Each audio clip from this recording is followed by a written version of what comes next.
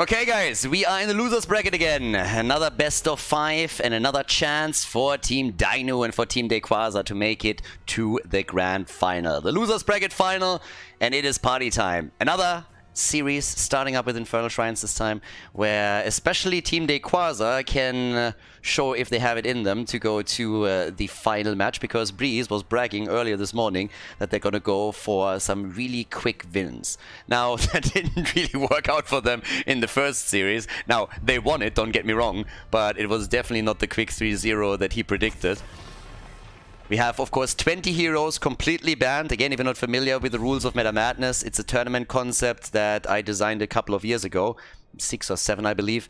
And the whole idea was to force teams to think outside of the box a little bit, to force them to play heroes they normally wouldn't play on the competitive level. So that's what we're doing here by simply putting 2 special rules in. Now, the first rule is we have 20 heroes that are perma-banned for the entire event. So those are the 20 that you see down here. In addition to that, every single hero that gets banned within a series cannot be played again. So if you see a hero on the first map, you can't play the hero again on map number 2, 3, 4, or 5, which obviously, as you progress through the best of 5, is making things extremely interesting, since the hero pool keeps shrinking. Also ensures that you're not going to see the same hero just played over and over again on every single map. So that makes things quite special when we're heading into game number 4, game number 5, but even beforehand you sometimes have some crazy picks, and it's just a nice break from the normal tournament routine that we're getting in any MOBA. To a point where League of Legends tournament just simply stole the concept and didn't even give credit. I was like, yeah, thanks guys.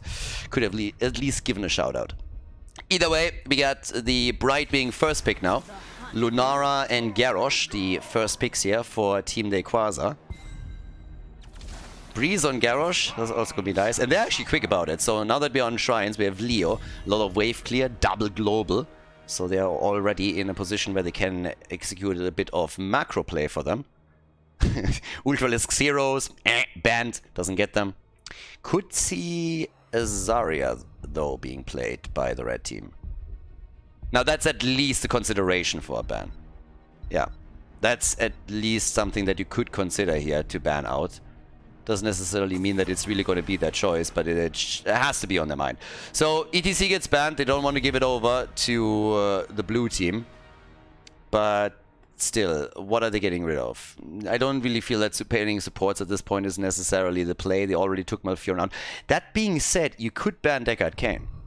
Deckard is actually extremely good here too. So that's something that you could try and get rid of. But they're going for Ural. Okay, so they're picking the side lane ban. And let's see what the next double pick here is. Because Zarya, she's an option. Doesn't mean you have to go for her, but she's definitely a viable pick for them. And would give them a lot of sustain. Would also allow Garrosh with the speed bubble on level 4 to just move in a bit quicker into the team. Get these flips in and try and lock a kill in through that. Anna and Mephisto. Alright, alright, alright. Nano boosted Mephisto. Yeah, I'll take that as well. That is... that's pretty good. Skog on Stitches. Yeah, Gorge and Gust. Go for the isolation. And Ultralisk, the final pick. They need a bit more damage. That's definitely not enough. Yeah, Ultralisk comes in and they pick Nezebo already. Game number 1, and we got the Witch Doctor. On the right side of the map, it's Daykwaza with the final pick for map number 1 of the series. And let's have a quick look of what this is going to be. Daykwaza, what can he pick here? They need a side laner, I'd say. And, I mean, he's the one. The best side laner, one of the best side laners in Europe right now. And he picks Imperius. More stuns, more follow-ups, sleep darts, Garrosh, Imperius. It's pretty solid, especially with Mephisto dishing out the damage. It's going to be a battle between him and Zebo, I would assume. Infernal Shrines, map number 1, loser bracket final. First map of the series. Let's jump straight in. Team Dynouh against Team Daykwaza. Team Daykwaza against Team Dynouh. It is the first map of the series. Another best of 5, and multiple times already today we went the full distance. This could well happen again today. These are 2 really, really strong teams that I could definitely see playing it out on eye level. But time will tell, so we're gonna keep a close eye on that. Obviously, we're here on map number 1, Infernal Shrines, and on the left side, Kelvin is playing Brightwing for the blue team. We currently have Dynouh himself on the Zebo, Horny on Leo, Ultralisk on Falstad, and Skog on Stitches. On the right side of the map, Daykwaza with Imperius. We got Breeze on Garrosh, No Game No Life on Lunara, Kala on Mephisto, and Henning is playing Anna. Alright, let's get the show on the road and see what they can pull off. Skog already a bit low, and he might fall, and he no! Haha, the kill. Mephisto, the Lord of Hatred, moves in, gets the drop on him, and it seems like Leo is also falling. So that's 2 heroes that they just took out here. Mephisto is under some pressure, but is able to escape. And that's a sweet double kill for Team Daykwaza. Maybe Breeze was right after all. Yeah, they're definitely turning up the heat now. Nazebo with a couple of stacks on the baseline, but of course he's going for the spiders too, so it's going to work on them as well. We have the patchwork creation for Stitches, not too shocking, pretty much the standard talent, with very few exceptions where we're sometimes getting the hungry for more. But definitely not happening in this case. Top lane, Falstad is actually playing it out on the side lane, so Leo has so far just stuck it out with the team at the bottom of the map. The birdie can of course fly in and is going to do that pretty soon, I would assume. And there he is. Bird comes in, so does Imperius. They're all fighting about over the camp down here at the bottom. And Breeze is low, isolated. There's the zombie wall that completely cuts him off from the rest of the team. First kill is in. There's the second. Mephisto dies. Leo is still alive somehow. And they get a triple as Daykwaza falls too. Great team fight for Team Dynouh. After initially losing 2 heroes in the mid lane, they now got a triple kill and a big battle, as you can see here, over the camp, which they also of course got. So it's Garrosh, Mephisto, and then Imperius that fall. That gives them an early level 4. That experience lead is pretty important, since the first objective all is centered around the level 7 talent. So if you're already pulling by half a level ahead through a battle like this, and take all 3 camps at the bottom too, then you are in a fantastic spot to hit level 7 a bit faster than your opponent does, and that might just give you the first objective on Infernal Shrines. So that's what we're looking at this point. We have down to the bot lane, still Onyo doing his thing against the camp, but Breeze has already realized what's going on here.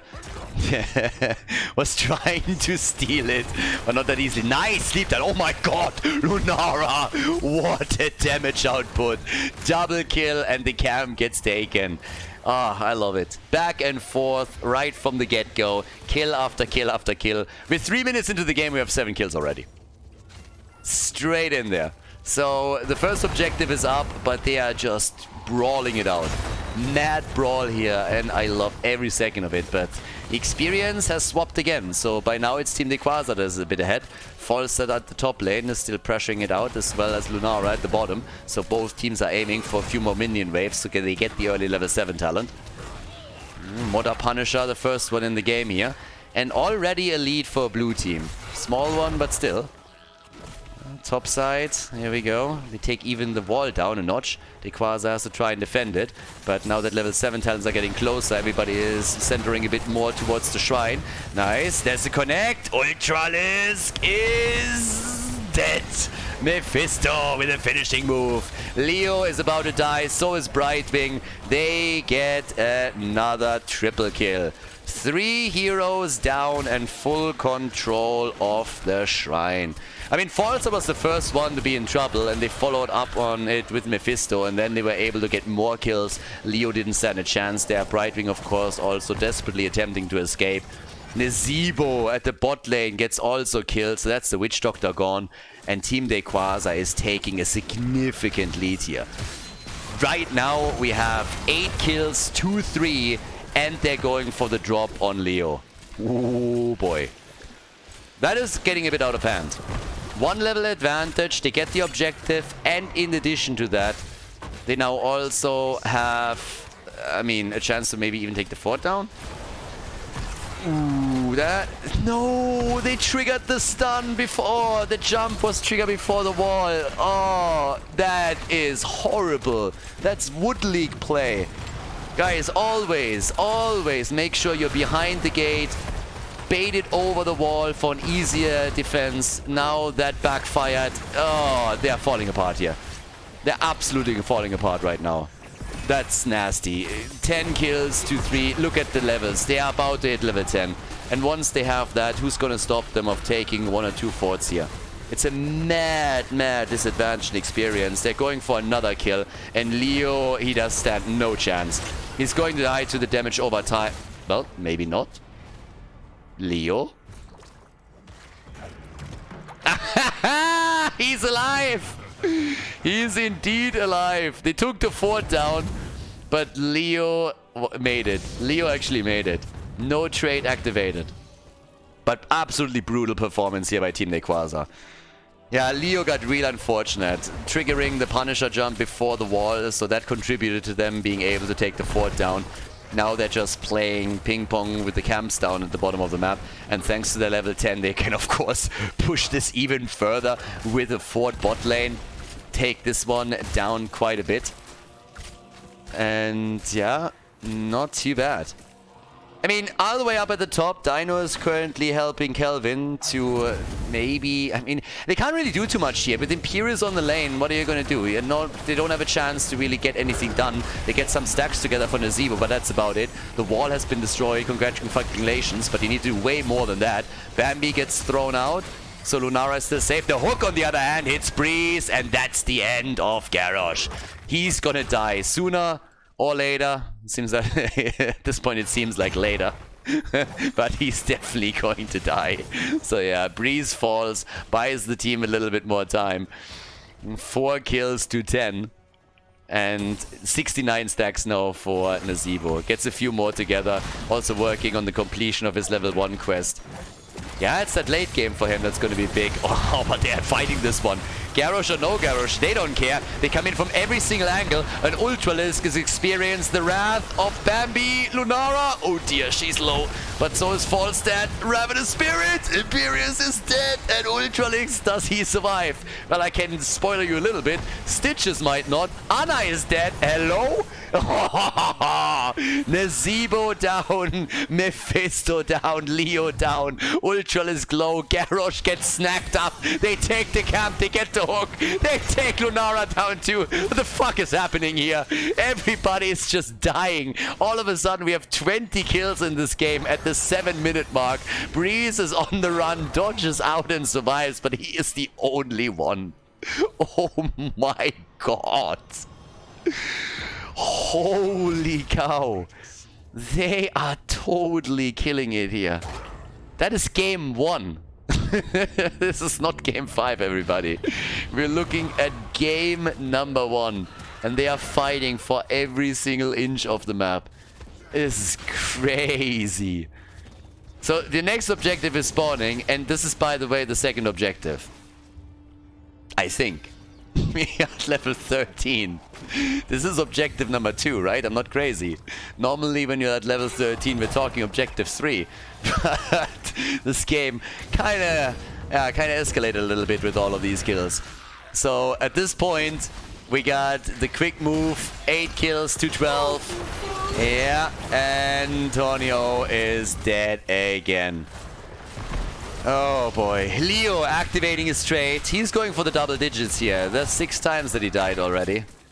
Yeah, Falstad, he's not even bothering with the fight. He's just like, you know what? I'm going on the side lane. I'm going to take that fort down. That's going to work. And honestly, as long as they can take that down, that's fine. At least they get some counter pressure, right? Dynouh is, on the other hand, not really stacking quickly. So he is at 86 stacks. They're already at level 13. I think that's going to be a Ravenous Spirit upgrade. I don't think you can go for Viral Infection here. It's unlikely. Unless he all of a sudden focuses fully on getting stacks together. That's, of course, the other play. But then again, we have, for now, another play here in the middle. So 8 kills to 13. 1 fort down, 2 forts down, top fort has been eliminated. Imperius is dealing with that. There's the bait over the wall. That's exactly how you need to execute this, and therefore the defense is pretty easy, especially since Ultralisk is all alone down here. There's nobody else that wants to contest it in any way. But now all the way up towards the top side. What are they gonna get here? They get the hook, and they go for Lunara. Oh yeah. Bambi is alive, and then the mace to the face hits as Leo goes for the big swing and hits it out of the park. Nice. Nicely done. The janitor taking out the trash. Lunara down, and then he goes and takes a little nap over here. Okay, so we got 22 kills. We are 10 minutes into the game. Big pressure from both teams. Nobody is giving an inch. Everybody is fighting. Everybody is getting the damage out. Everybody is just going full out aggression. We have 100 stacks for Nazeebo now, as Dynouh is still keeping his hopes alive of eventually reaching the Violent Infection here. And the camp is about to be claimed. Down to the bottom of the map though, we're seeing Ultralist dealing with the camp. So he's taking those Khazras out. And yeah, that catapult is not going to make it either. But then, Garrosh is already thinking about flanking in against them. He's trying to go for Brightwing. One connect. Ah, Daykwaza missing the lunge. Brightwing moved out of harm's way, but the Gorge against Anna. The Gust for the isolation. And here's the kill. That's how you play that combo. That's exactly how you pull that off. Oh, and he gets another hook. Long distance this time. Leo is instantly dead, by the way. But Dynouh, he might fall too, has to ice block it, but that might just delay the inevitable. Gets targeted by No Game No Life directly, and Lunara together with Mephisto gets the kill. They go for the birdie too. Falstad is down, they got the chicken. Breeze still thinking about moving in from the side here.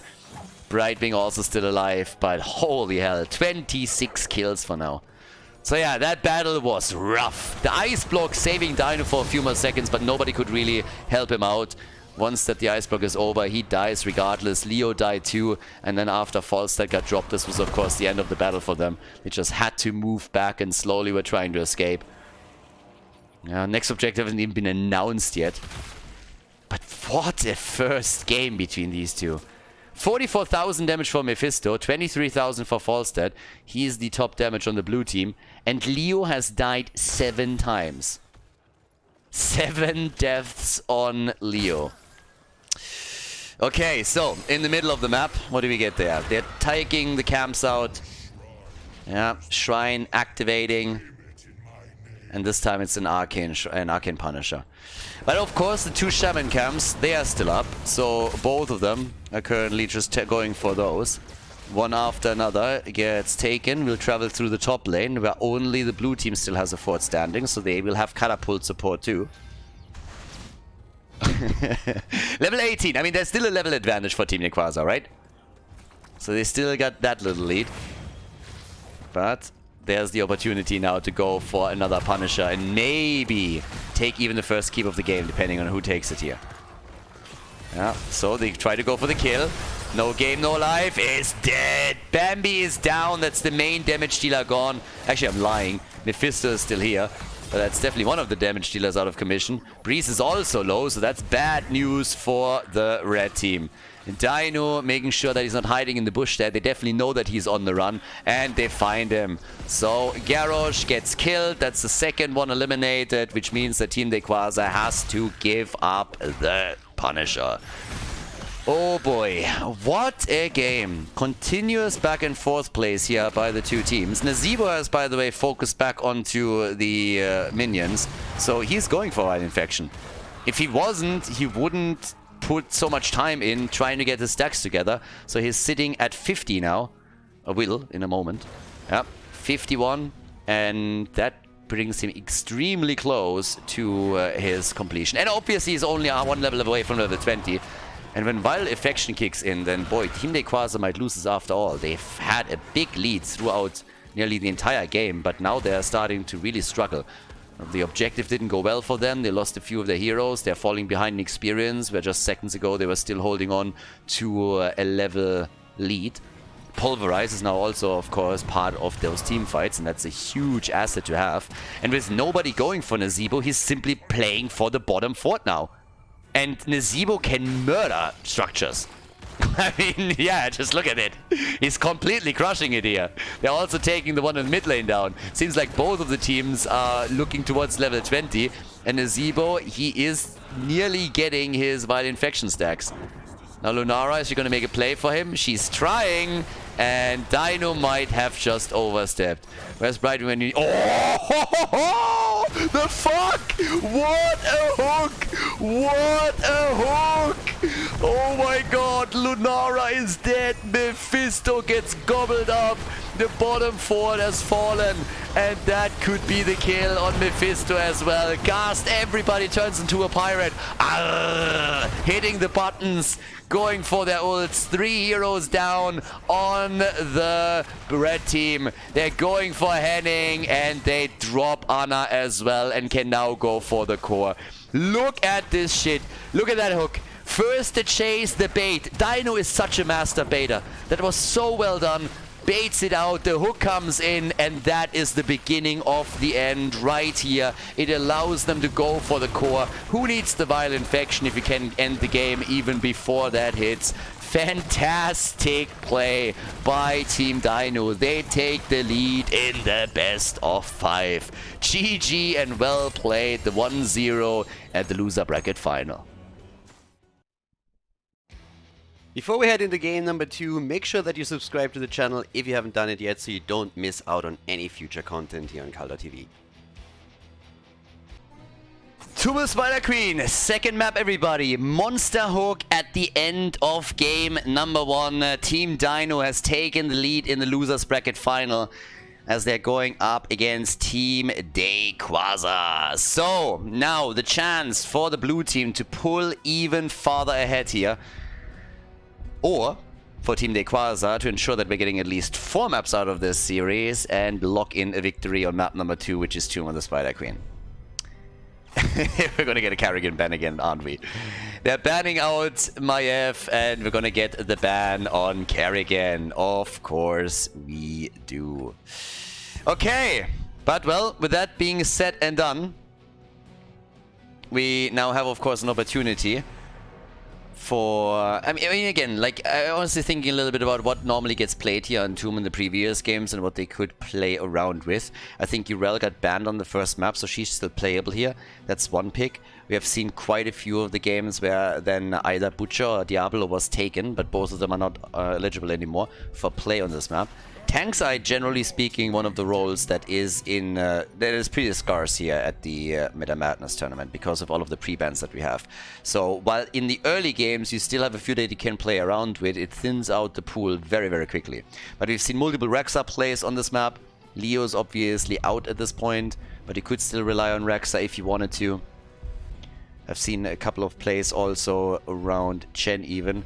But again, there's still some tanks available. ETC here is still good. Tyrael in this case gets taken together with Tychus, so we have an Odin play potentially for our boy.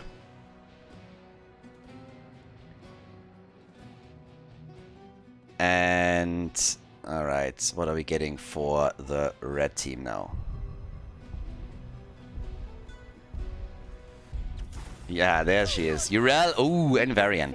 Okay, so with Breeze going for Varian, that could instantly be a game where they're just trying to blow up some targets. Come in with a taunt, but Malfurion is banned. Brightwing has been taken. There's not too many heroes around anymore where you can really follow up on a good Varian taunt with either a lockdown or damage. I guess the best what you could do is maybe Kerosene for 7-sided, but honestly I'm not so sure here on Tomb of the Spider Queen. We don't see that much Kerosene, but if you want to go into a 7-side, you could try to do that. Ah, right, Uther was also still up. His stun obviously would have served that purpose as well. Okay. Alright, let me see what we are getting here. The support is going to be important for the red team.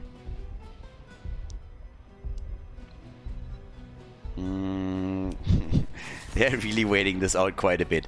Tassadar is another good ban. Normally we see Tassadar, at least so far in Meta Madness, we've seen Tassadar mainly on Infernal Shrines. But since Infernal Shrines was already played, he is another good option for Tomb of the Spider Queen. He brings the wave gear, brings a lot of damage. I think we've seen him here at least once. And with those force walls, you have of course a real good set that you can also play out whenever you're playing in these choke points or small corridors. That's also where Deckard excels. I would have even expected him on Infernal Shrines to be played, but here he's great too.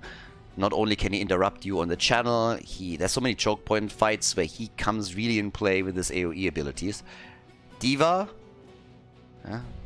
Gotta get at least a little bit Overwatch into the game, right?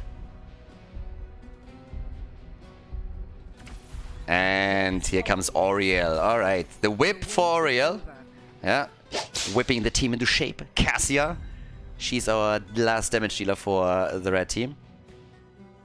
And off we go with Ultralisk as the final pick for the blue team.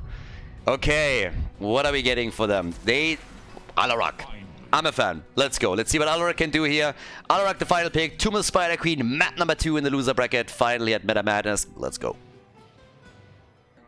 Game number 2. Team Dynouh against Team Daykwaza. On the left side of the map, we got Dynouh on Tychus.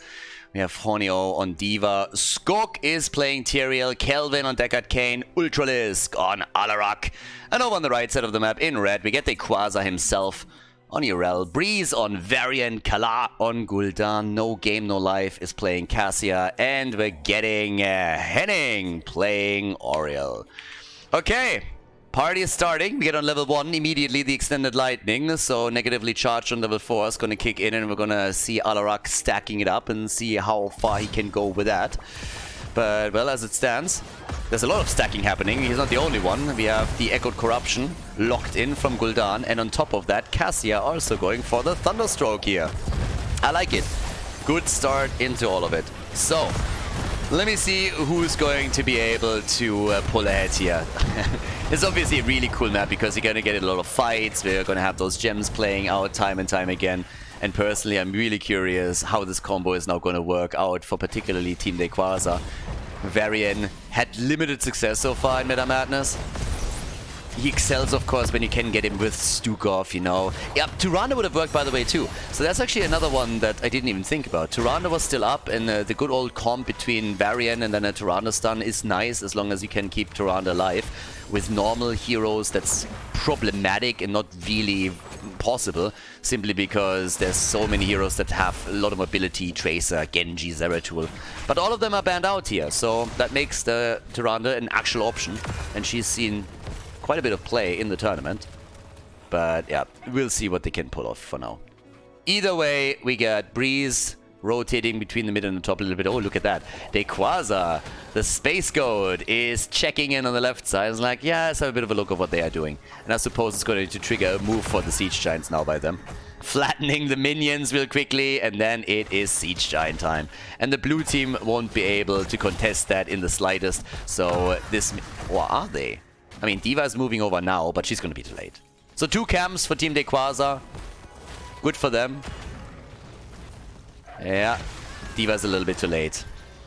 She's playing to win, by the way, in case that you're wondering. Still trying to figure out who's actually playing to lose. I get the for fun argument, but who plays to lose? So it feels a little bit redundant. One of the worst voice lines in the entire game. But either way, as it stands, there's an enormous amount of damage at the bot lane. So they are coming in, taking the first tower down. And yep, that's a quick whip. It's actually kind of funny that Auriel can even whip away the mech.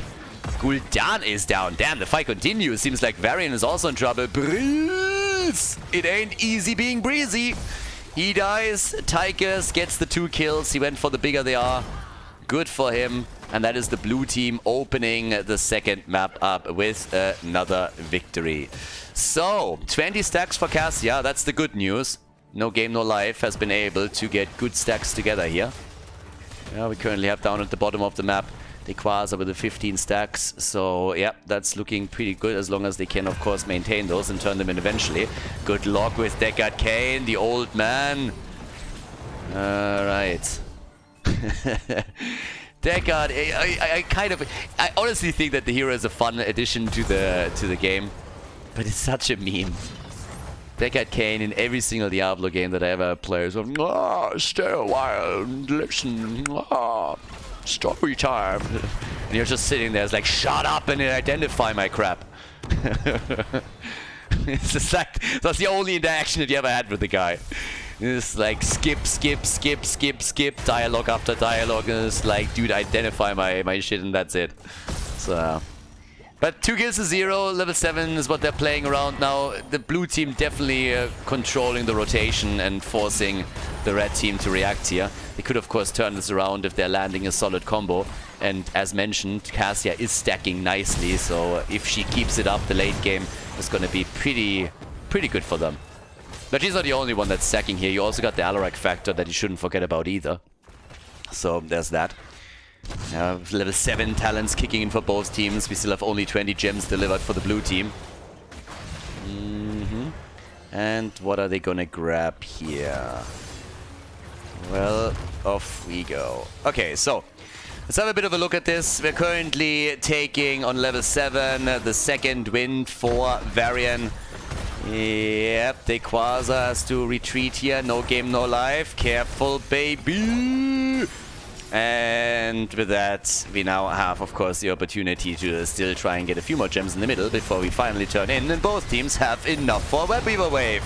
But then again, Breeze might lose 10 now if he doesn't pay attention. Can they save him? Yes, they... Anubarak! Oh, Anubarak with a kill. 12 stacks already on his level 4 for Ultralisk.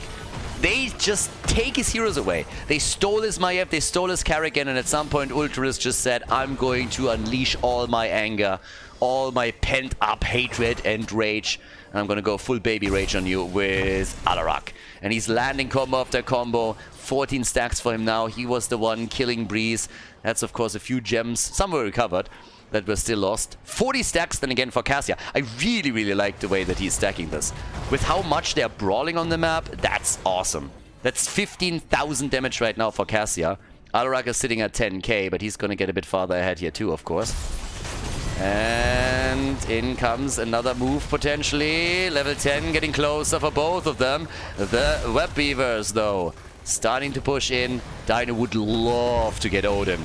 If he gets his 10 here and can drop Odin to push the forts even further back, then whew, that would be the dream. Look at Cassia though. 48 stacks. At one point we had Dynouh with 160 stacks on Volskaya Foundry. And if no game, no life continues the way that he's doing, he's going to surpass that. I suppose that eventually he's going to have to slow down a little bit and can't take these risks anymore. But here's level 10, the counter-strike, the old man with a stay a while and listen. And they go for Ultralisk. Sanctification! They're pushing it on Breeze! And he gets out. They wanted the fort. They can't quite get it, but Urel isn't here yet. And here's the level 10 abilities, and the Valkyrie gets locked in instantly. But they go for Anubarak! The Horrify, the counter-strike, and they get the kill! Yes, they can! Anubarak is dead, and Deckard Cain waddles away. See ya, Boomer. He's out. He's gone. And Urel was hoping that she could stop him, but that didn't quite work out. 18 stacks for Anubarak. The fight continues. 27 gems on Diva. No, he's dead too. They're trying to get the gems, but they are currently guarded. They were able to recover a couple of them, but definitely not the bigger chunk. Huge problem now. 3 kills to 2. God, I love these two. These two teams are so much fun to watch right now. All the games that we've seen in Meta Madness have just been spectacular. Loving it. No game, no life now with the 22 gems working through the bot lane. We have the red Webweavers descending as Team Daykwaza is trying to take some of the structures down as well. And we get, on the damage side, 25,000 for Cassia.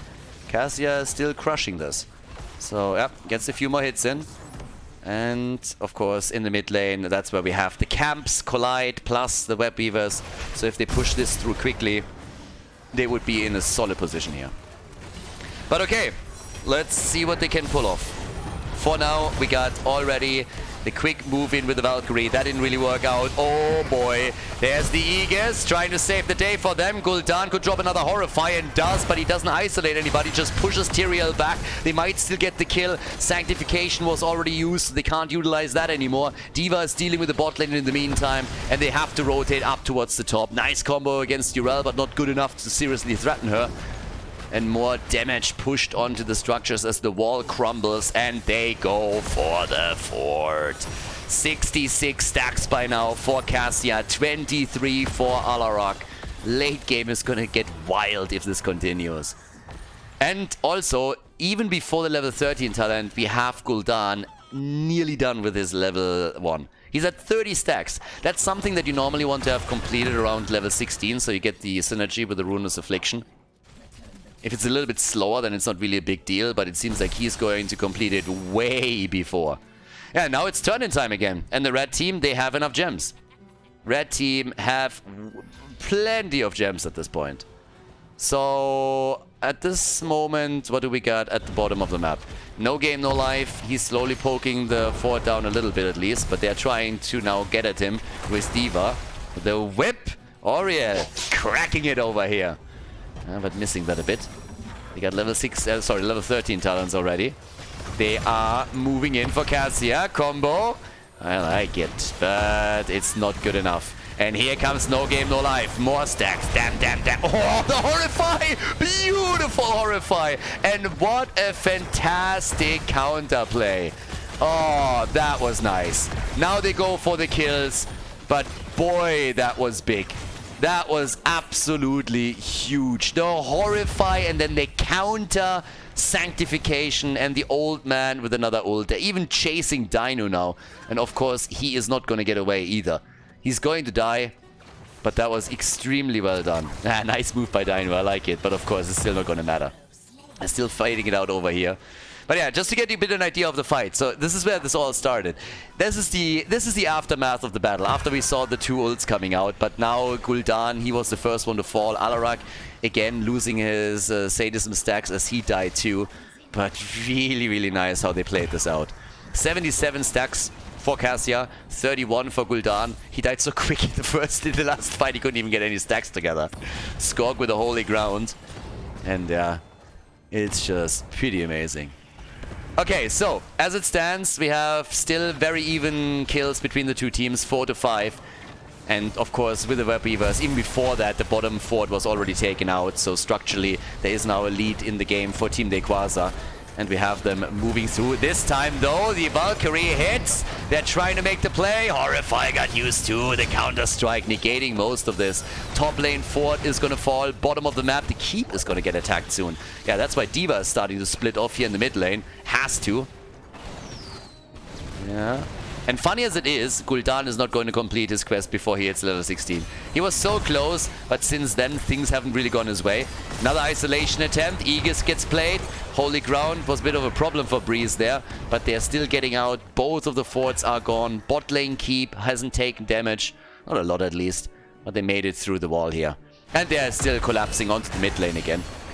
Stackings have... I mean, the stacks have slowed down for pretty much everybody here. 25 for Alarak. He also sits back at the 80 sadism, so not that he can do a whole lot with this.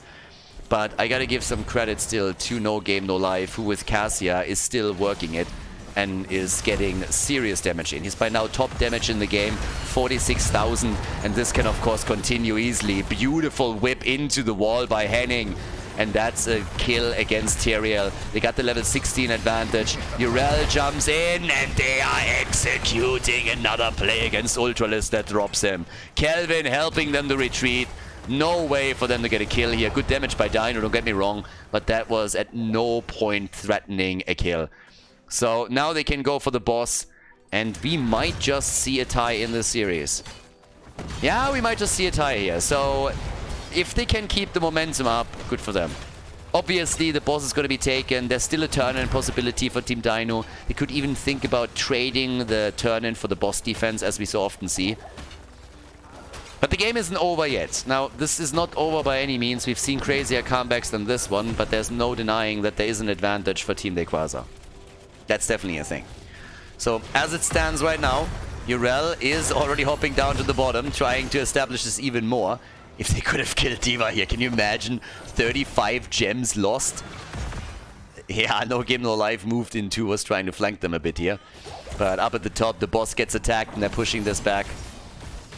And so far, so good. So the fort gets taken, or the keeper gets taken down a notch.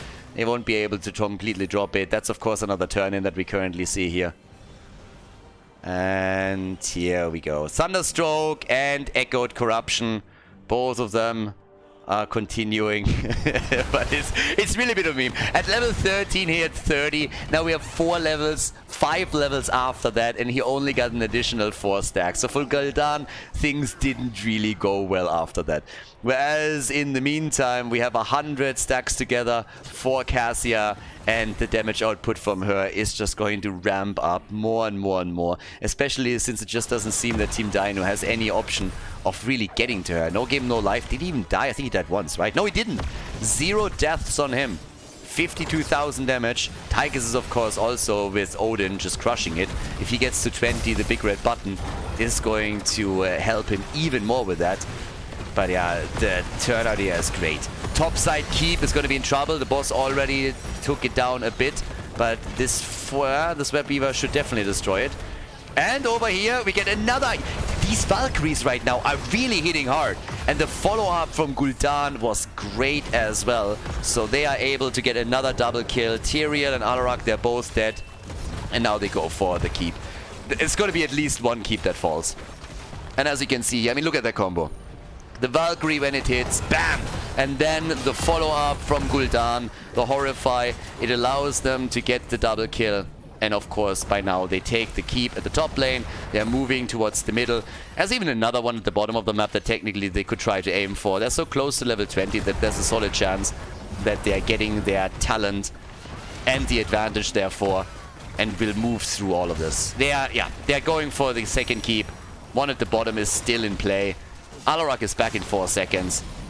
And they still don't have their level 20, so they're playing this a little bit safer, but of course they can sneak down to the bot lane whenever they want to. 113 stacks by now for Cassia. Alarak locked the Fuma in on his level 4 as well, but he's still sitting only at 30.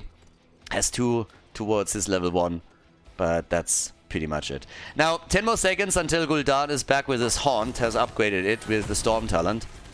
And, well, here they go. Big charge from Breeze and big damage against D.Va. Yeah, that's the problem. They need to heal him up quickly. But I highly doubt that they can maintain this bottom keep. They're going to lose all of them here, aren't they? Only thing that Gul'dan has to do now that the Aegis is dropped is to move around and at least drop an Echoed Corruption on it. Didn't do it yet. Sanctification was already used. Horrify, Whip misses, and that is the end of the keep. This one is down. Every single main structure is destroyed, while the blue team hasn't even taken a single fort apart. Old guy with another story that he tells. Breeze is falling asleep listening to it, but everybody's on the run right now, and Team Daykwaza is just chasing. After they lost game number 1, they definitely are coming back with a vengeance here. 10 kills to 4, and they're moving in for the win as they take down Alarak. That is death number 5 on the bad boy. Dynouh is low, attempting to at least take the catapults down, but the core is of course by now being assailed. And with Gul'dan in particular and all the Echoed Corruption that he brings here, this is not going to last long. He comes in for the big hits, and that, ladies and gentlemen, is Tyrael gone. And therefore the defenders are also dwindling. The core is already at 50%, catapults are zeroing in on it too. And we are going into a tie in this series. Yep, that guarantees at least 4 maps as Team Daykwaza takes the victory on Tomb of the Spider Queen.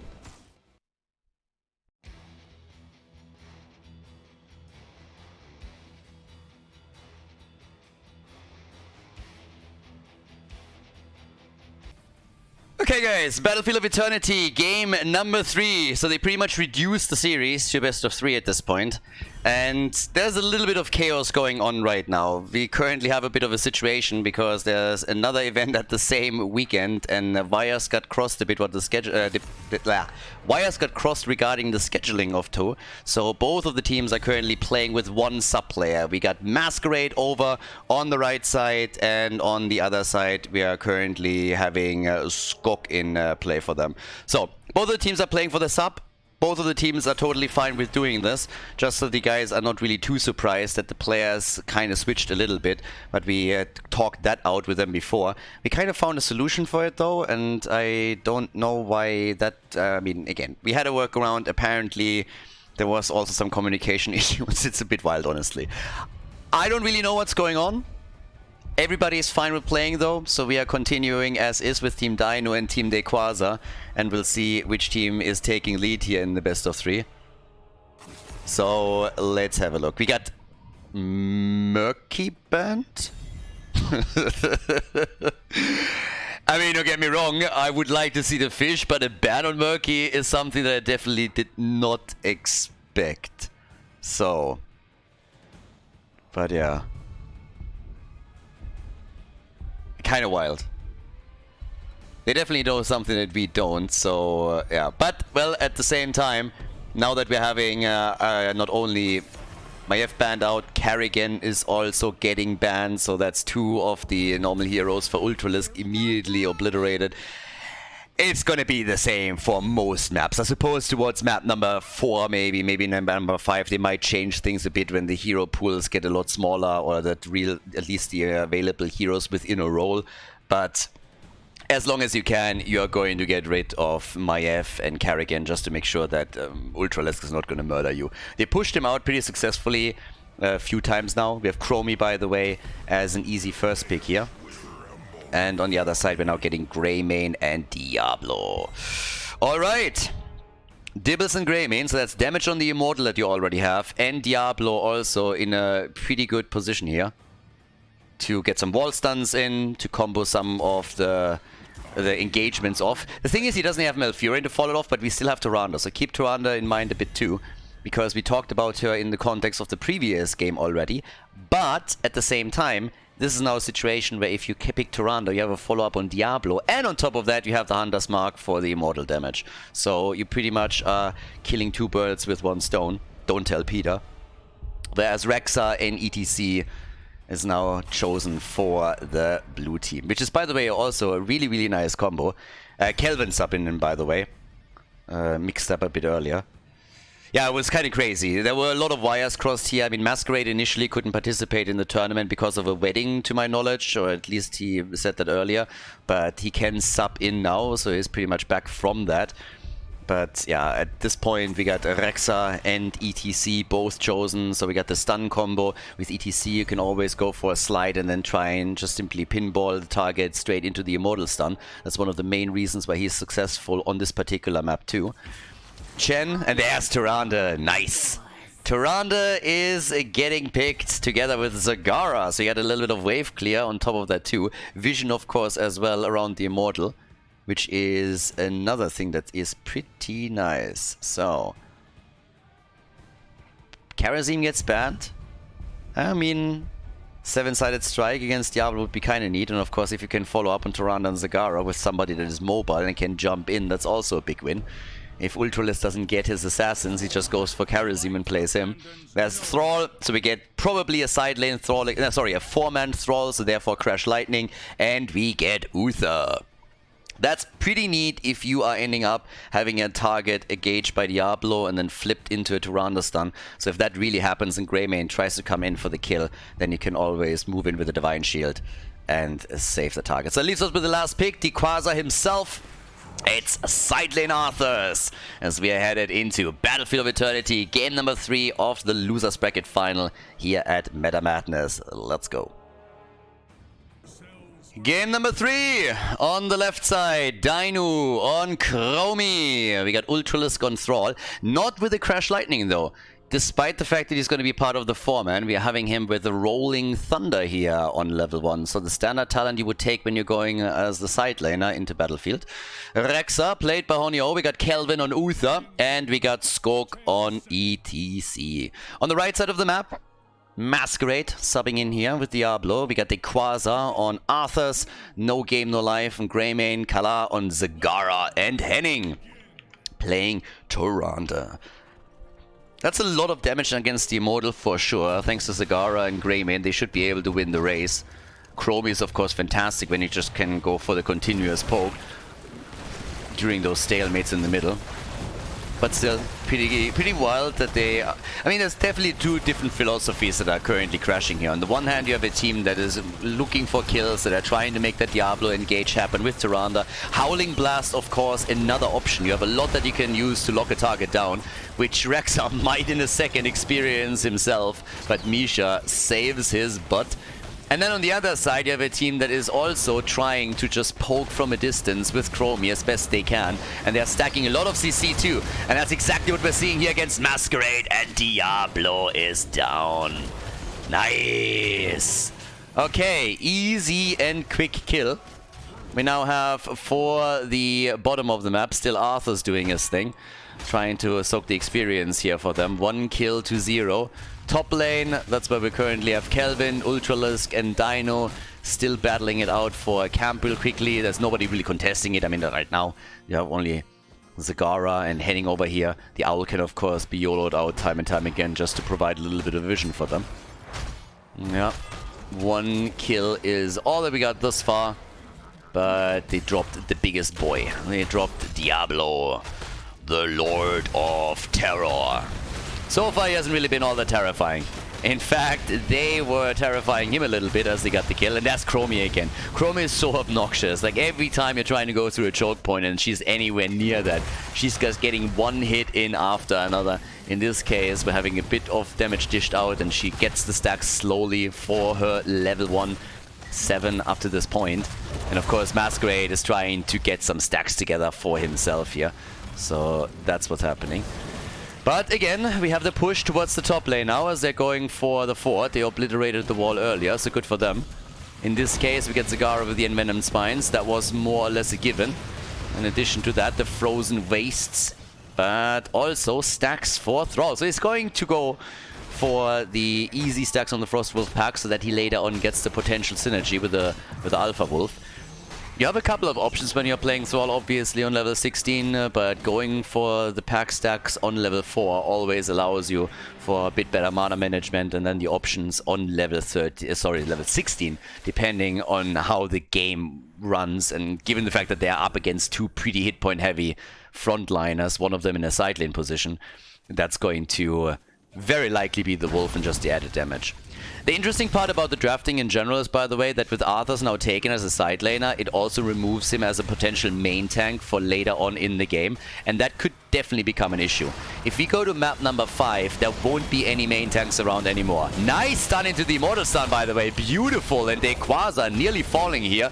But Tyrande keeping him alive. They go for Ultralisk, and Thrall dies, but so does Greymane. Both of them getting dropped here.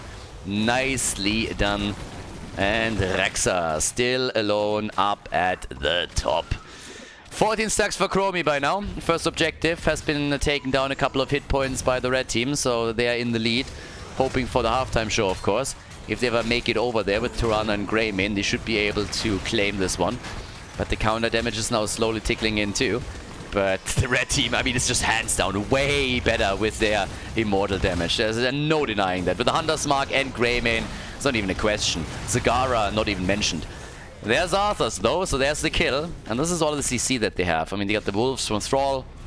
They have Rexa with Misha. We have Uther with the stun. Chromie with the temporal loop, obviously, soon. And on top of that, also ETC. So the amount of CC that can come out from them is crazy. Absolutely crazy. It's a massive chain. But you have to be careful with ETC. He's not really the most hit point heavy tank, so if you catch him off guard, then he can still get the kill there. But the red team, they win the first Immortal. That was more or less a given after they've taken such a big lead here earlier. So by now we have Ancestral Wrath taken for Thrall. Level 7 talents are kicking in, and it's what you would expect. The Icebound Fortitude also for Arthur, so standard talent. I mean, that has been a standard talent for him for years now. Very little change with Arthur's, honestly. They were tinkering around a couple of things. Personally, I would really like for them to increase the trait build a little bit more for him. If you're going into the stacking on level 1 and every single hit that you have with the trade, I think does 4 damage. They should definitely increase it by like 1 or 2 and see where that gets them. So just tinkering with the numbers might make other builds for him more viable and put him into a position where he can be played more as a bruiser than necessarily a main tank. But as it stands, the build on Arthur's is very stable. There's some variations if you are lacking some support, if you need more self-sustain, where you can go into the Death Coil build, but outside of that, the level 7 talent is pretty much a given. Now against Thrall, they of course will to also limit him a little bit on those attacks. We have still camps taken, 3 kills to 1, level 8 to 8. A lot of structures destroyed on the side of Team Dynouh. Yeah, but a few more hits now coming in too. Alright, so top side, that's where we got another camp maybe taken. No, they're just sniffing around it. The fight at the bottom of the map, on the other hand, is going to speed up again. And that was more or less the combo that we were hoping for there, with Henning being a bit late on the stun. So Tyrande couldn't quite follow up on Diablo. If he would have been able to go for the wall stun here, though, that could have been a dead ETC. But he had the slide, was able to make it out. Decent stacking, by the way, for Rehgar. He's at 9 stacks, given that this is a single or double lane map and he can't really rotate between lanes to get some additional health globes. It's not too bad. With the temporal loop, we have, as mentioned, obviously now even more CC for them. And Chromie is already moving towards the top, together with a few of the heroes. Yeah, that could be the stun. Yeah, but I don't think they're going to commit to the ult in this one. If there was another damage dealer around, then maybe they would have made a play. Instead, it's now the red team that is trying to push them again. And we've been mainly talking about their damage against the Immortal, but just for a second, think about what they can do if you leave them alone for a few moments at any structure. If you have Zagara and Greymane coming in, oh boy, they can rip those apart in seconds. So, Arthur's is gone. Yeah, Chromie is able to drop him. They're getting another wall stun over here on ETC, but he again moves out, and there's the party! And Greymane gets attacked, but I think everybody was a little bit surprised there. So yeah, they didn't catch that right away and could not really damage him. Tyrande is also really getting some solid heals out, but now we have level 10 on the board. We got the Holy Cow, by the way, so we could see the Mosh Pit together with the Divine Shield when ETC is going full deep on this. Now that wastes, so to say, 2 cooldowns, but if you execute that perfectly, you of course get fantastic kill potential. But then everybody else needs to be on point. Talking about being on point, they're going for Masquerade. He just completed the quest and he's losing his souls. The Lord of Error. He goes down. Arthas completes his quest as well. They're going for another kill. They're trying to. Daykwaza, he's low, but there's the doggy. Misha jumping in for another stun. The double more on the other hand, though. And here comes Diablo. He's back to business. And they get the kill on Rehgar. Kelvin gets out. Divine Shield himself. Skok is also on the retreat. The red team nearly lost the Immortal, but now they got the opportunity to take it down with Tyrande, with Greymane, with the Zagara. Yeah, that is massive amount of damage now. And the blue team just doesn't get a chance at this point to get closer to the Immortal. Arthas is shutting it down, Masquerade is there, and they are running out of time very quickly, even with Chromie trying to get damage in. A hero kill, on the other hand, will go a long way to make the defense a bit easier, and yes, they take Arthas apart. So he dies, and they can still pressure with Zagara a little bit more at the bottom of the map. Zagara is also top damage on the team, 23,000 for her. Greymane is only at 17k. But now there's still an opportunity for Team Daykwaza to push at the top. Now, of course, Arthur's missing doesn't really help them. So they should still be able to get the 40. I mean, the wall is gone. The fort is already at 50% HP. So that should work out for them. Chromie is starting to get more hits in. She's at 26,000 now. So good damage for her. Yeah, and down to the bottom of the map. Arthur's is trying to sneak in. The more, and that's a kill. The counter kill attempt, though, and they get her. Nicely done. He realized that he didn't stand a chance there, so Rehgar dies, but they also take Zagara down, and the fight continues. Big party, baby! But the stun from Henning was there instantly, and the Holy Cow failed miserably. The Divine Shield just a moment too late, but boy, did Greymane get murdered. Greymane got crushed. Chromie just nailed him to the ground. So easy kill for her. Level 13 talents are now available. And we got for her the Gnome Speed Ahead. Which once again makes her admit what she really is. Not a dragon, but a gnome. No self-respecting dragon would take that form. Just look over to Alexstrasza. That's what you go. That's what you go for. But yeah, Nomi, no. She's a little bit illusional here, yeah. That girl has smoked a bit too much weed. So, either way, level 13 for the two teams now. Which gives us the Hydralisk transfusion here. And we already get the biting cold now. Okay, bit of scouting from Tirana with her owl just at the perfect moment in time, because the rotation was indeed coming. Level 16 talent for Chromie is now also ready, so we're talking shifting sands at this point. And up at the top, they're trying to go again. 4Xer, body blocking. Yes, where's the Howling Blast? Can they get it?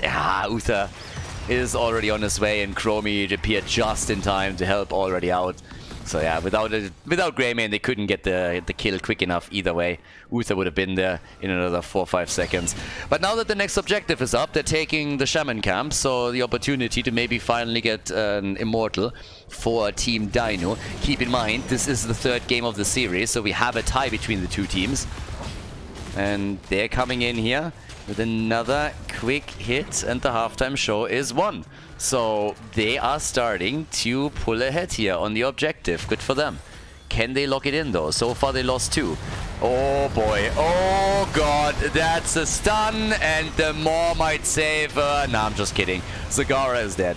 Zagara is dead, and that is such a setback. Now they can go for the Immortal, and that's exactly what they're doing. They gotta be a little bit careful with the top lane, since this is getting pressure to ETC. Low, stun, no, but there it is! The holy cow! Moo! The big party and the end of Diablo. Kind of funny though, because the Lightning Breath was already started, so he's just going the full terror. But thanks to the Divine Shield, it all worked out for them in the end. Down to the bottom of the map, Fort has been attacked. Now that the Immortal is taken, let's take another look at this.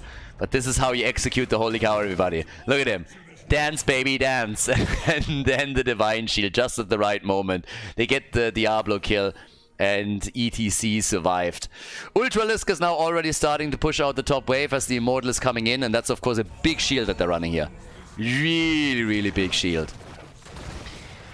And level 16 on top of that. Didn't even realize how close they were to the next talent. So that is a fantastic push opportunity. Yeah, Zagara, goodbye. Good. No way. Does she get out? What? Zagara survived this. Crazy. 200 hit points. 1-2 more hits and she would have been gone. But Zagara is able to get out of the fight here. Pops the fountain immediately. But this is still rough.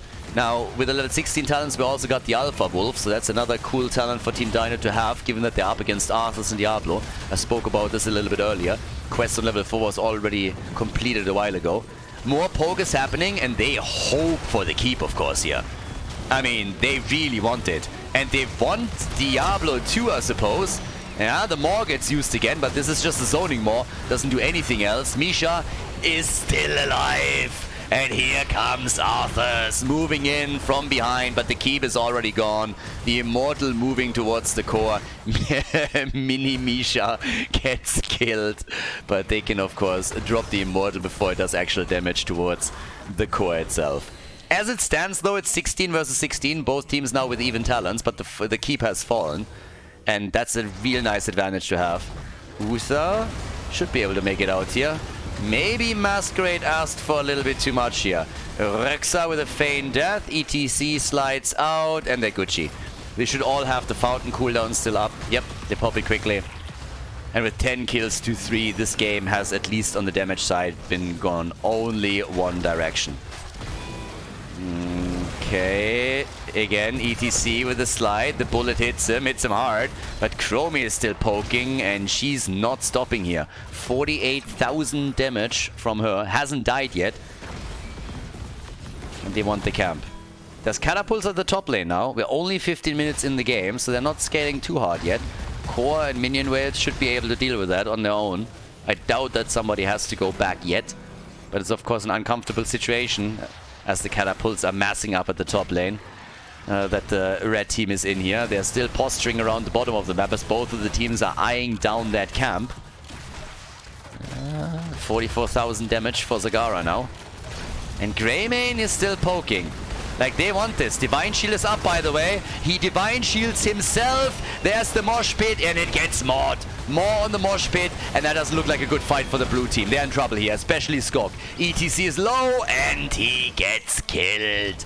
Masquerade jumps in, put him down to 2 HP, and then the final hit came a moment later.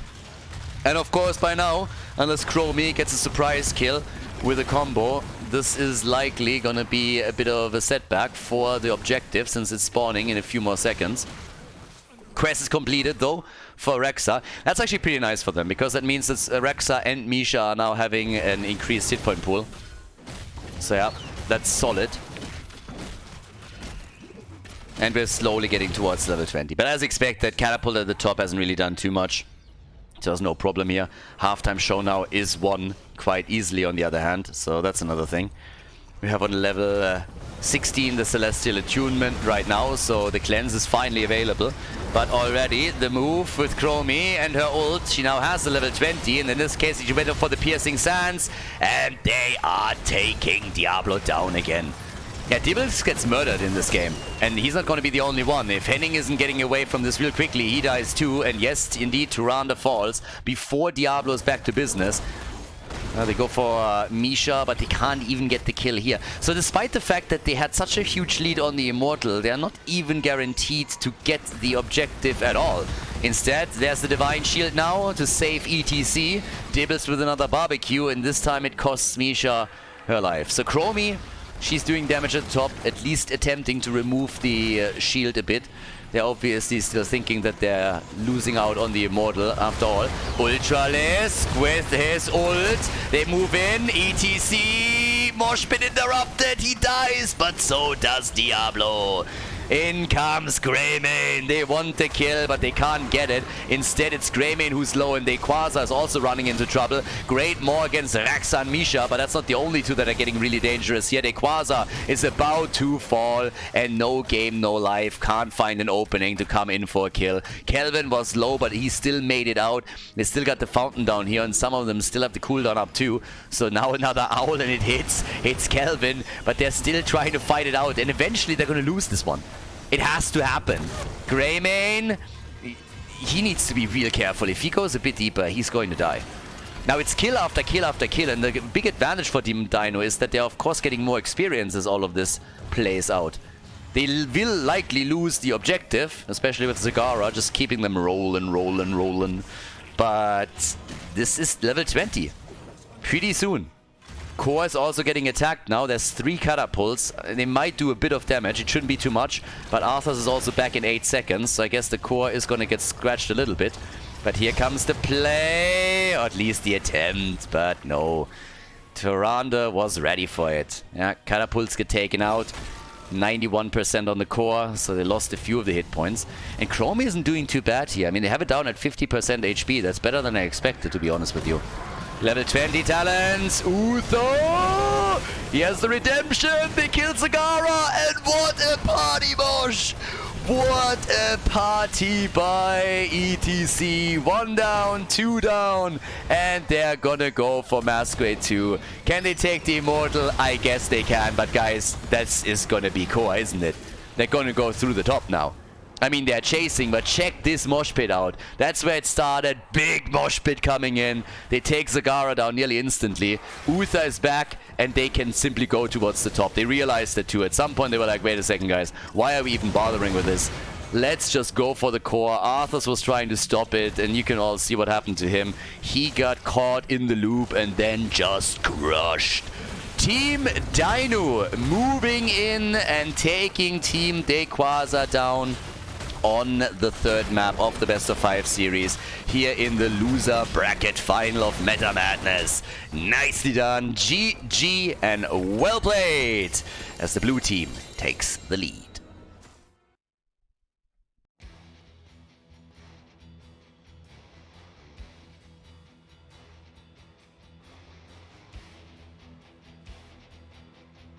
A 2-1 lead for the blue team as we are heading into map number 4. Now, at this point, that means 50 heroes are banned. Yes. Had to double check there for a moment too. 50 heroes are out. 30 were played, 20 are perma-banned for the event. And we have apparently the exact same ban pattern that we had in the previous ones. We get Maiev eliminated. Karrigan gets banned, both targeting Ultralisk, and we have Malfurion also taken out. So they're sticking with what works. So far it's been a very close series between the two teams. Battlefield of Eternity was no real exception there. So yeah, it will be an interesting series regarding the main tanks, because now you are slowly but steadily starting to really run out. There's not all that much available anymore that you can pick at this point. We got a couple still in play, so there's that. But yeah, I'm honestly a little bit curious how far they can go, because pretty much we have Mal'Ganis in May, that's what we're reduced to. But as it stands, we get an Abathur to start things off with on Cursed Hollow, and I like that a lot. Now, we have seen a lot of interactions between heroes like Abathur against the Vikings, so that could happen.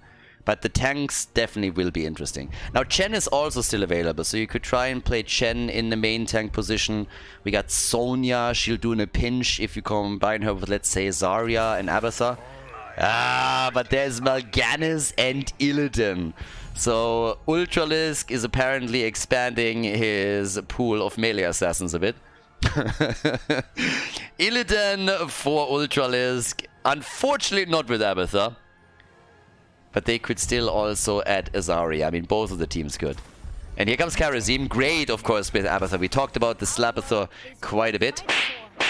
And we get Mei. Now, with both of them picked, that means if it goes to a 5th map, there is no main tank left.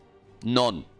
What you could pick in that position is maybe Chen is still up, main tank Deathwing. You could go Artanis, I suppose, and that's more or less it. So if we're going the full distance on this one, the 5th map is gonna be wild on the front line. That one's for sure. But Illidan is already fun to see him here. They ban out Ophir. Yeah, I don't know if there's actually any specific counters against Illidan. I would be a little bit worried about Murky, to be honest with you. Or not even, I'm halfway memeing. But if you have Abathur with Murky, that already is annoying as hell. Then Octograb could help to take Illidan down, as long as you got the damage behind it.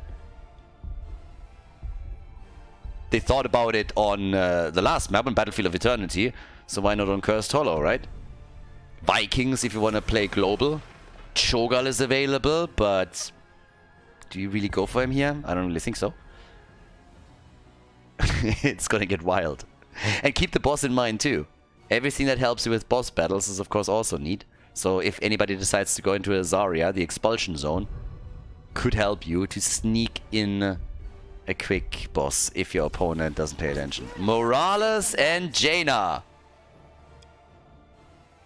I can... No. No. For a second I was actually thinking if at any point they could go for a bit of a backdoor attempt here, but no. They needed other heroes for that. With Morales, you got the stim drone, you can go straight for Illidan here, and he can just murder. Good solo, I mean good pocket healer too, obviously. But we still need a hero for Dynouh, and that could be spicy. He played Phoenix earlier, this wouldn't be a bad game for that either. Chen is also taken. Jeez, if we go to map number 5, can you imagine? We have nothing at the front line. But fat Illidan against Illidan. We got Chen with Abathur support against Illidan. They got Kharazim. And we got Jimmy. That's a lineup. Yeah, we are in for a hell of a game here. Okay, Dynouh. What are we gonna get from him? Last but not least... what is Dynouh taking? Cursed Hollow, everybody. It's Gazlo! Give him the clamps! Alright, combo time. We got the combo time. Cursed Hollow, map number 4, loser bracket. He had Meta Madness, powered by High Tech. Let's go, everybody. Game number 4, and we have a highlight on our hands, to say the least. Dynouh for the blue team on Gazlo. It's match point for them. If they take it, they move on to the grand final to face off against Team Macke. We got Honio on Morales, Ultralisk on Illidan, Skog is playing Mal'Ganis, and Kelvin is playing Jaina. On the right side of the map, it's Team Daykwaza in a red, and they're playing with the man himself on Chen. He gets the support from No Game No Life on Abathur. The Slug is in their house! Hail to the king, baby. Masquerade on Mei, Henning playing Kharazim, and Kala on Jimmy. Yeah, and Raider coming in with the Exterminator. So again, great for the camp clear, and also, of course, fantastic when we're talking about bosses. Illidan. He loves the late game as well. He'll benefit from a map where forts have been removed so that the distance to safety is getting bigger and bigger and bigger as the game continues. But we have on level 1 the Toxic Nest build for Abathar. We've already seen that one. So the Envenomed Nest is what starts things off here. As the Fingers of Frosts are clicking in for Jaina. Okay. The sluggy me lag. Ah! Yeah, poor Abathar. Gets immediately targeted. And of course with Mal'Ganis. Uh-oh, already in trouble. Always nice to have a pocket healer, right? So yeah, if you die, it's always the healer's fault. And we have the 1v1. Illidan against Fat Illidan. There it is. Ultralisk, I'm a little bit disappointed. The gay scuba diver skin, no. There's just way better skins for Illidan. I always found this one a little bit weird. Like he all of a sudden like grows hair and it's blonde and it's just like, what is this? Yeah, it's just super strange. Illidan has actually a couple of really nice skins. Shando Illidan, for example, is pretty cool. But we've seen that now a few times. Level 1, we got the life support. And we have the Battered Assault for Illidan. And he's already on the camps. Already doing his thing. Yeah, or trying. Ultralisk just slice and dice and help him out. First camp is already claimed, so it's the red team that takes the initial lead on this. No tribute has been announced yet, but in another 30 seconds we're gonna start things off with the objective. Chen was checking this out. We got the Withering Flames now on level 4, and they are chasing this. They actually want to take this now. So this could be a nice battle. Henning is jumping out. The red team finds themselves a bit in trouble as they're trying to go through the choke point. But with Jaina not being here, they should be able to take this one. Dynouh is about to fall. Gets the heals from Morales. Is still alive. What the hell? Gaslow finally dies and Jaina arrives. But the camp is taken. Reyna died at least. Morales. Yeah, Mokus for Morales, baby. They go for the strategy, but they also lose Karazim. So it's 2 kills for 2. It doesn't change the fact that the camp was stolen. Daykwaza comes in with a symbiote. He gets 1 kill. Illidan has to jump out, and it seems like that's going to be the end of it. 3 kills to 2 in total. Nice plays by the red team in particular, as they not only get the additional kill, but they also have, on top of that, 2 camps now pushing against the blue team. Team Daykwaza opening the map up with a lot of aggression. Illidan, he can't really contribute too much this early in the game. They need to be careful with him because he needs time. He needs scaling. He needs to get into the late game. He needs a bit more space on the map. Gaslow with a rocket socket. Didn't do as much in that last battle as he was probably hoping for. If he has more setup time, then it's of course better. And we'll see. Yeah, and Daykwaza, of course, there's a reason Chen is called Fat Illidan. If you have the support of Abathar in a situation like this, you are just murdering. Your opponent is not going to be able to shake you. You can just simply jump after them time and time again. Similar to Illidan here. The Envenomed Nest build, or the Toxic Nest build, gets continued with the exception of the level 7 talent, where we're getting Mule, as so often. And also the Brewmaster's Balance. Alright. Brewmaster is in with the balance today, and we have on level 7 the Unbound. He gets the second charge if he completes this quest. A bit more mobility in all of this, which is definitely going to be helpful for him. But at least at the beginning, they were struggling a bit here. So, once again, there's the next move, trying to go for Daykwaza. Careful, Honyo also in a bit of a pickle here. Jimmy doesn't want to be part of that fight. Second tribute gets taken by the red team. So they have 2 tributes now, and Gaslow is again in trouble. Gets the pocket healing. There's the end of Reyna. He's eliminated, and they are going for Chen. Chen is dead. They're going to go for a triple kill here. Mei, unless she gets a cooldown back. There's no way. No. Masquerade is dead. 5 kills to 3. And just like that, Team Dynouh takes the lead in kills and snowballs it towards the mid fort, dropping some damage in with Jaina, with Illidan, and he just doesn't stop here. Abathar is of course helping out. You gotta realize that there's still a level 7 mule available for Abby, so if you only scratch it and you don't destroy it, then he's always gonna heal it up, so might as well wait a second. But they are going for their boss now. And Gaslow is still pressuring the top. So Gaslow is currently active here. They don't double check the bot lane yet. But here it is. Daykwaza is having a closer look and they're taking the fight. But Gaslow's missing. Now Abathar doesn't have a hit point pool in these fights yet either. But they gotta be very careful with this. Nearly the push into the Immortal Stun. That would have been a disaster for Skog. But the longer they fight and waste the time of the red team, the more value Dynouh gets at the top, and they're closing in on level 10. The problem is they're gonna get cursed. The problem is they're gonna get cursed. Now the good news is they will have level 10 for the defense. So that's extremely nice. It's a bit of a bittersweet moment, right? On the one hand, yes, the curse hits you, so you're going to take damage one way or another. The good news is that you have level 10, and you can use that to defend, and makes it very difficult for your opponent to get value out of it. Also, even better, we got the Robo-Goblin. Stim drone on Illidan? Fuck that. We're gonna go for the Stim drone Mecha Lord at level 20. Oh yeah. Give him the clamps. The Goblin. Guys, we can go full Master Murder Gazlowe in the later stages. Now, they're going for the top boss, trying to steal that. Illidan is rushing away.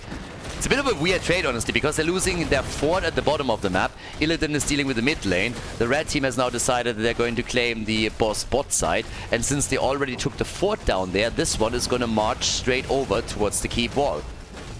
Now, towards the top, they at least get some counter value, but this curse has done some significant amount of structure damage. They're still behind in experience, but not by much. Stacks are coming together for Illidan on the level 4, the level 7 talent, which of course matters quite a bit, since it gives him additional mobility. And Gazlowe, yeah, Gazlowe with the mecha, but he might be a moment too late now. Yeah, Ice Wall did nothing. Oh no! Oh, not like this. Gazlowe, no. I think if he just walked away from it, he would have survived. So that caught him a bit off guard, I suppose. I don't think he saw that coming. 7-sided strike, and he just get pounded into the ground. 5 kills to 4 by now. We got the triple pandas, by the way, so for now, once not the top cake plays, triple panda it is. 20,000 damage for Abyssa. Easy top damage in the game. The slug is just the best, and we all know it. Whereas Illidan is at 13,000. Again, it's not really supposed to be the one that has the most damage here, especially not in the early stages of the game. So we'll see how much farther they can go with it. And as you can tell, Masquerade and his boys are maybe in trouble in the middle of the map. At least May needs to be careful, but there's the copy. And here's the triple pandas. They want the fight and they get the fight. Water Elemental can be pushed out. There's the Ice Wall already. And off we go. 13 talents. A slight advantage for Team Dynouh as they're trying to chase them down again. Illidan is already following up on this. He's trying to at least take the copy down here. There's the nano boost, and off we go. Honestly, Illidan with the nano boost, I'm saying, the stim drone.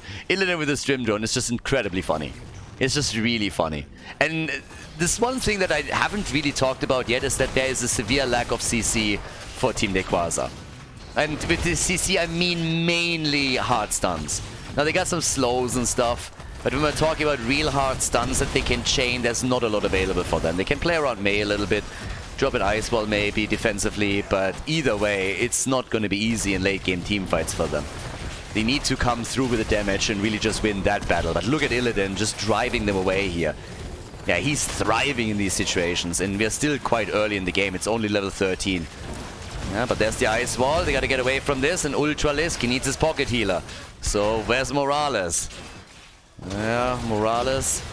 Illidan once again. Gazlowe also with a bit of additional damage. 69,000 siege for him. And talking about siege damage, there's siege giants and they're murdering the top lane. Look at this. Fucking catapult drivers. They are the worst. These guys just can't drive. Doesn't matter if it's Battlefield of Eternity or Cursed Hollow. These guys never know where to go. I mean, they're completely lost in a situation like this. Second Abathar ult that we're getting in this fight, by the way. Yeah, and they took the fort. Fort is down. Ultralisk with a Metamorphosis. It's gonna get the heals soon. There we have them. And they're going for the Siege Giants. Illidan is such a fun hero to watch. He's always driving the momentum. Driving it hard. And that's what we're seeing right now. So, there we got it. We have the move down to the bot lane. 2 of the forts have already been eliminated. So, Team Dynouh is playing this out just a little bit better than the opposition. Illidan having an absolute field day at this point. And that's even without level 16 or 20. Talking about talents, spatial efficiency for Abathur on level 13. Yeah, and Abby is sitting in the middle. I don't think that Gazlo is going to pick up on that, but he's dangerously close. Illidan just slides away, no problem for him. Tribute, we have 4 tributes already taken in a row by Team Daykwaza.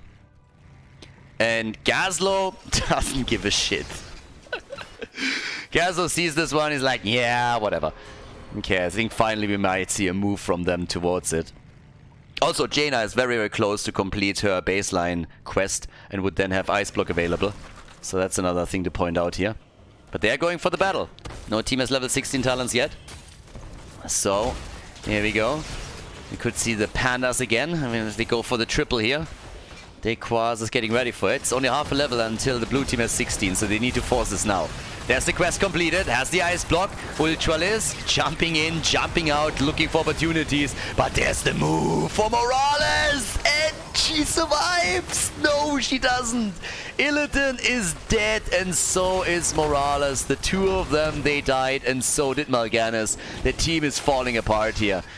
Dynouh was trying to get a kill together with Kelvin, but that didn't work for them, and now a second tribute will be taken by Team Daykwaza. I mean, which technically is the 5th tribute in a row, and guess what's up? Yep, the boss. The Sky. So, with the boss getting attacked here, we got the Siege Giants pushing through the top lane. 16 is available, the Acclamation is in, combo strikes after the Enough to Share, and Illidan now with the Blades of Azeroth. But they lost some ground here. It's 16 to 16. Boss at the bot lane could still be fought over. Thankfully for them, they hold on to the fort at the top key of the top lane until now. And here, of course, the opportunity. I mean, the boss is likely going to get the fort. If they're playing it out for the bot lane, then the top fort will fall. But either way, we got a quick hits drill for the boss. The rotation is a bit too late from Masquerade and his team to contest it. I guess you can try and play it with the ice wall, but I doubt it. So no, boss gets claimed. They got it. And it's going to be a 4-4 very likely. But Illidan with the Blades of Azeroth and obviously the extra stats that he's now getting is starting to look better and better here in the late game. As I said at the beginning of the game, once you remove some of those forts, you will look at a game where he has more room to play with and Illidan wants to chase. That's really what he wants to do. So, well, right now he is getting chased. I mean, Chen can of course play that out similarly and is trying to do exactly that. But Chen gets attacked right here. Ice Wall is out. Morales out of commission for a few more seconds. They're jumping on Jaina and she's down. And they are Mokusing Forales. They're Mokusing her hard and Forales goes down. And that's the end at least of Reyna, but can he really carry this without a support? Can Illidan really pull this off now? He already uses Metamorphosis, goes for Masquerade, and he's chunking. Boy, he's chunking them! Daykwaza is also low. Holy shit! Illidan about to take the copy apart, but he gets slowed. They're pushing everybody away here. And I guess the red team can just be happy that they didn't lose additional heroes, but they are not getting this tribute. So no second curse for the red team. Instead, it's Dynouh who channeled the tribute through and got it for the team. But yeah, Illidan, you have to respect him. He is getting more dangerous with every fight here. And let's not forget that all of this was without Morales being able to heal him after the initial encounter. So yeah, 9 kills, 2-6. Game number 4 is shaping up like another crazy match between them. Same time now, push through the top, 18 to 18, 6 kills, 2-9. And down at the bottom of the map, here we have it again. Pushing the lane out, getting the Siege Giants, trying to get a bit more space. Masquerade realized here in the middle as he was looking for a bit of scouting information that he should probably remove himself from the bush quickly. But they're pressing aggressively on this. Very aggressively. Ultralisk, no problem for him.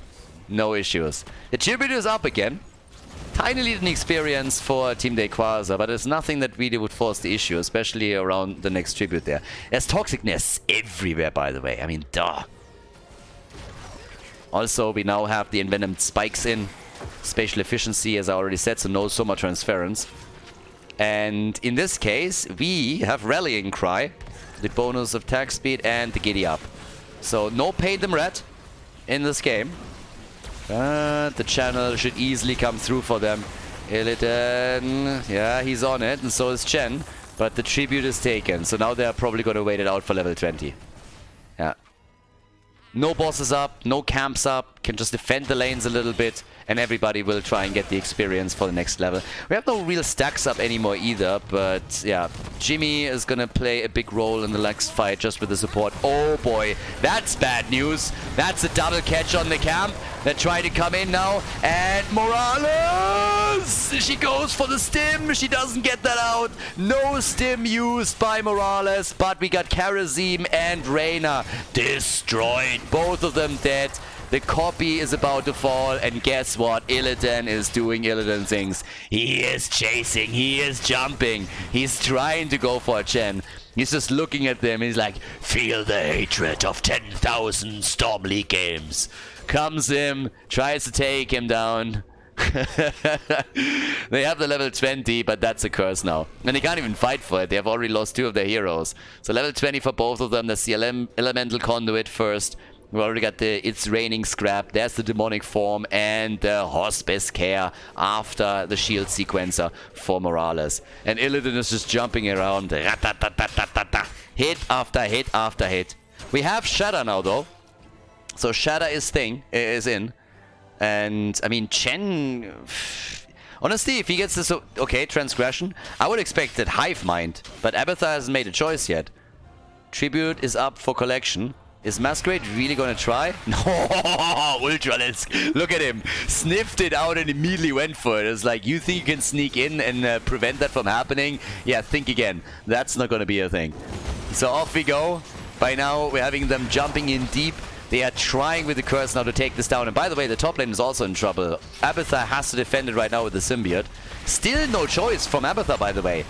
Normally, Hivebind is such a quick pick for every single Abathar player, but they haven't made a choice yet here at all. So, I don't know if he's waiting for the next game or what he's waiting for, but he needs to make a choice soon because they're losing ground. They're about to lose the bottom keep, and the top keep isn't really in good health either, so both could fall here. First keep is gone, and Illidan wants core. Illidan is looking for kills, he's looking for the core. And here comes the upgrade on the ultimate evolution. Evolutionary link for him. Illidan gets attacked right away. Here comes the fight. And the ults are out. It's party time.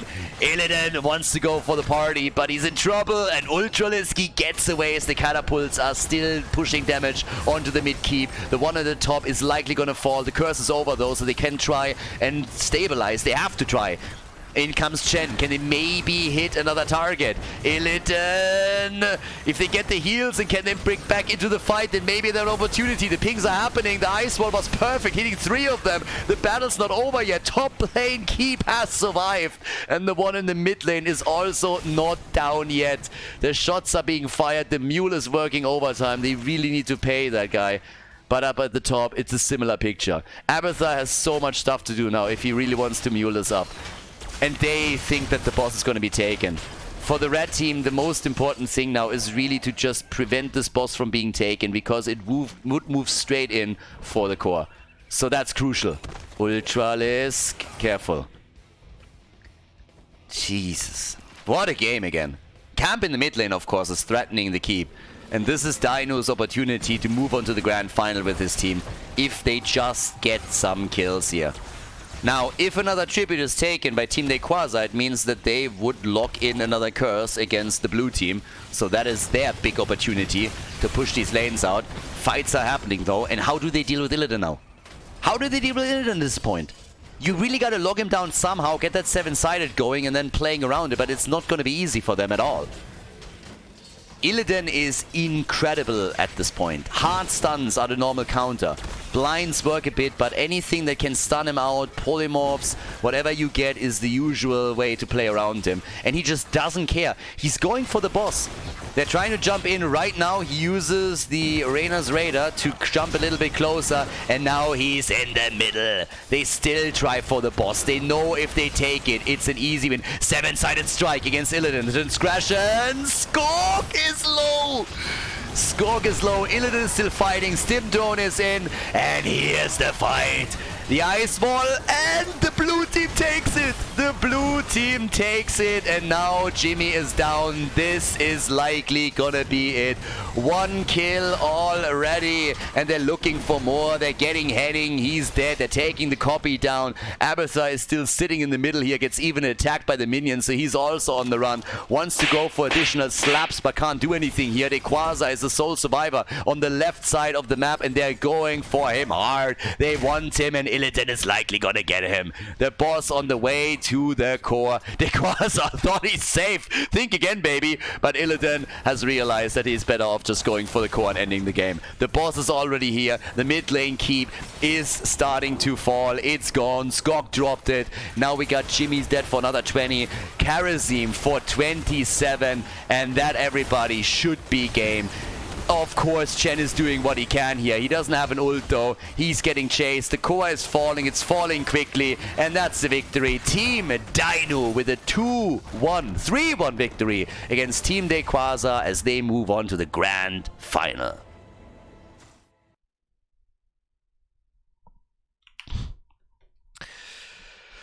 Alright. So, that is game. Okay, alright.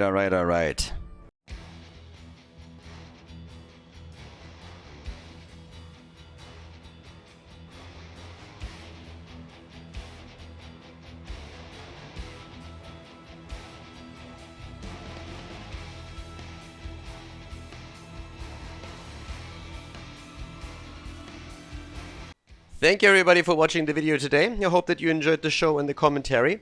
And keep in mind that the spoiler protection that is going to run for the rest of the video is made possible by all the support on patreon.com. So guys, if you want to support my work, if you want to help me start new projects and keep the spoiler protection in place, please consider heading over to patreon.com/Khaldor. There's also a link in the YouTube description, and check that out. Thanks in advance, and see you guys next time with more esports coverage here on Khaldor TV. Have a great day.